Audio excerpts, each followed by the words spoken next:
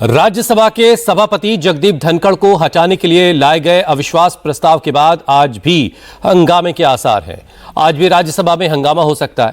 कांग्रेस समेत दूसरे विपक्षी दलों ने जगदीप धनखड़ पर पक्षपात करने का आरोप लगाते हुए प्रस्ताव लाए हैं और एक आज प्रेस कॉन्फ्रेंस भी इस पर हुई है, जिसके बाद राज्यसभा के चेयरमैन ने भी पलटवार किया।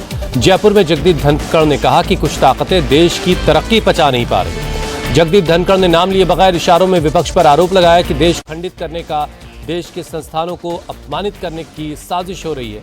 बुधवार को कांग्रेस बोलने का मौका चाहती थी, लेकिन पहले जेपी नड्डा और फिर किरण रिजिजू के बोलने के बाद सदन की कार्रवाई स्थगित कर दी गई। माननीय सभापति जी,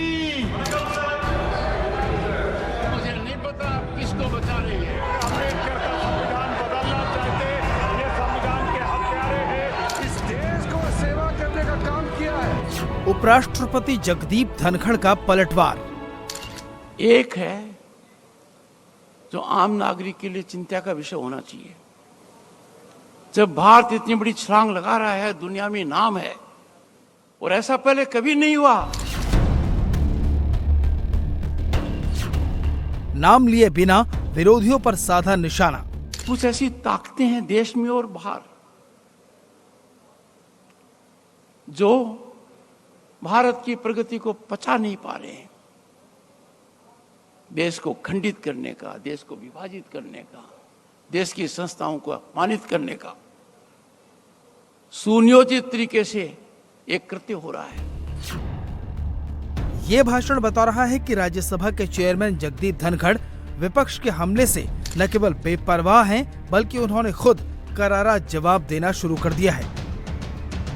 उपराष्ट्रपति ने ये बात जयपुर में उसी शाम को कही जिस दिन दिल्ली में सुबह 11 बजे राज्यसभा में उन्हें हटाने के प्रस्ताव के नोटिस पर चर्चा नहीं हो पाई तो कांग्रेस ने हंगामा कर दिया। सदन स्थगित हुआ।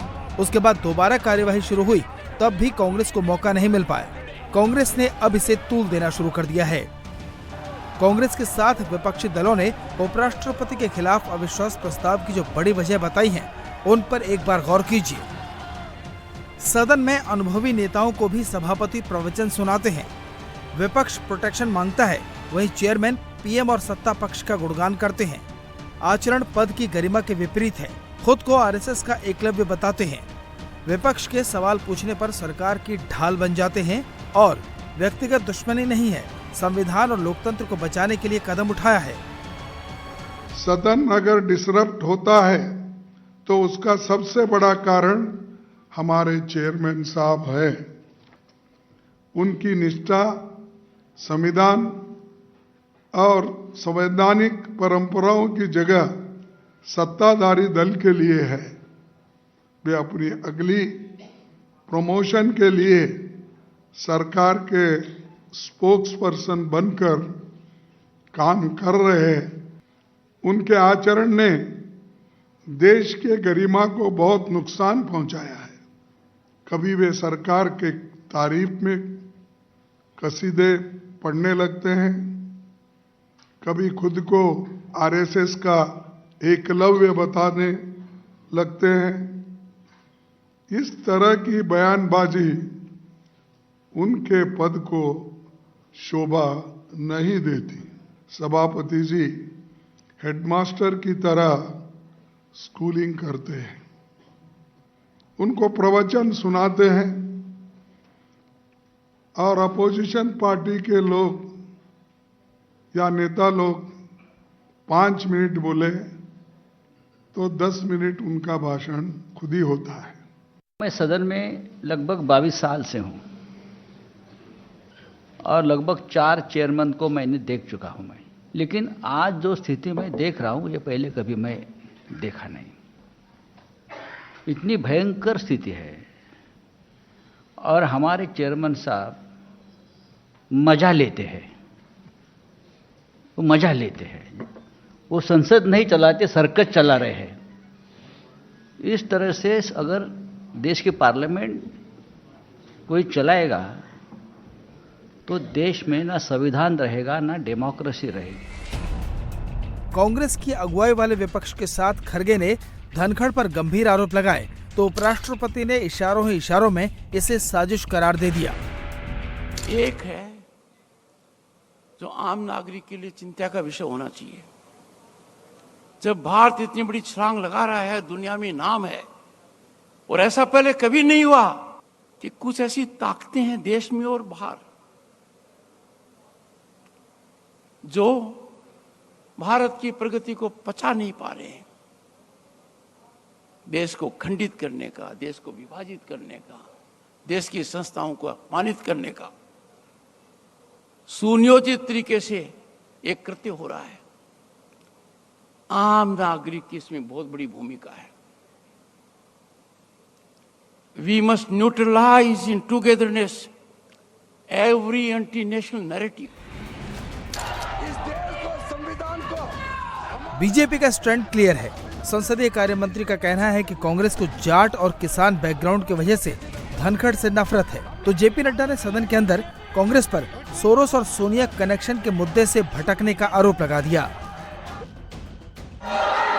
मुद्दे को भटकाने के लिए इन्होंने कुत्सित प्रयास किया कि इन्होंने चेयर पर आक्षेप लगा करके अविश्वास प्रस्ताव लाने का प्रयास किया। मैं यहां यह भी कहना चाहता हूं कि संवैधानिक पदों पर हमारे चेयर पर जिस तरीके का आक्षेप कांग्रेस पार्टी ने लगाया है, यह भर्त्सना योग्य है। It should be condemned by all, one and all, it should be condemned. और ये इन्होंने चेयर की कभी रिस्पेक्ट नहीं की है, चाहे हाउस के अंदर हो चाहे हाउस के बाहर हो। जिस तरीके की बयानबाजी इन्होंने संवैधानिक पदों पर बैठे हुए और हमारे चेयर के डिसीजन को किया है, वो निंदनीय है और देश कभी माफ नहीं करने वाला है।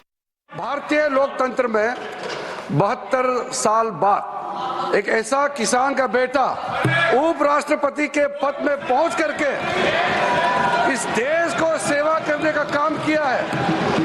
इस राज्यसभा सदन का सभापति के रूप में पूरा देश देख रहा है कि इस तरीके से उपराष्ट्रपति महोदय ने इस सदन का गरिमा को रखा है। और हम शुरू से देख रहे हैं कि विपक्ष के लोग ना लोकतंत्र को मानते हैं, ना चेयर का गरिमा को ध्यान रखते हैं। आप लोगों ने, मैं नाम लेकर कह सकता हूं, टेलीविजन में बाहर जाकर के पब्लिक के सामने में उपराष्ट्रपति का नाम लेकर के आप लोग बेमतलब से आरोप लगाते हैं। आप लोग इस सदन का सदस्य होने का लायक नहीं है। आप चेयर को अगर इज्जत नहीं दे सकते हैं तो इस सदन का सदस्य होने का कोई अधिकार नहीं रखते हैं।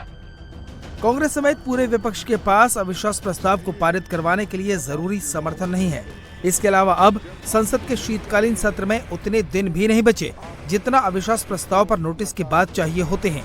इसलिए कवायद केवल माहौल बनाने के लिए की जा रही है। इसमें नुकसान ये होगा कि राज्यसभा की कार्यवाही नहीं चल पाएगी और जनता के पैसे की बर्बादी होती रहेगी।